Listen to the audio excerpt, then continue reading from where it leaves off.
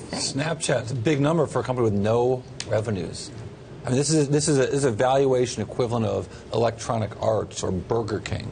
So it's obviously it's a huge number in terms of valuation.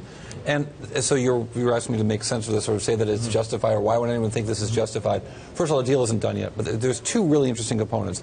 The first is Snapchat the business. The second is the Alibaba is doing this. And so let's talk about the Snapchat the business.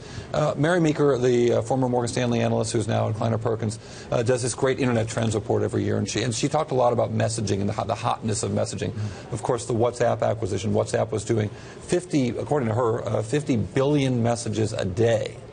Right, so Snapchat's doing 1.2 billion messages a day. Okay, but that's volume. Really does that volume translate into revenue? Not yet. So why does Alibaba and the rest of the world theoretically see the great value there? I think it's because they can see that the interaction is happening, and that from a meta standpoint, what you see happening is that we're going from technologies that connect everyone to technologies that only connect the people in your phone book. And so it's a much more intimate thing that can bring friends to friends and could be a platform for some kind of revenue someday. I'm not saying it should be an investment like this, but I think that that's what, when people look at this as that's why Silicon Valley is so excited about this, because so many people are connecting on this platform, sending pictures of all kinds of junk. Is that why Silicon Valley is excited? Are they excited because there are other little companies that are going to get valued at ridiculous numbers? I'm curious to see what Al Cross thinks about this, because the internet spaces, for the social spaces in China and in the U.S. are so different. Yes. So is there going to be a problem with a Chinese company? I'm not even talking about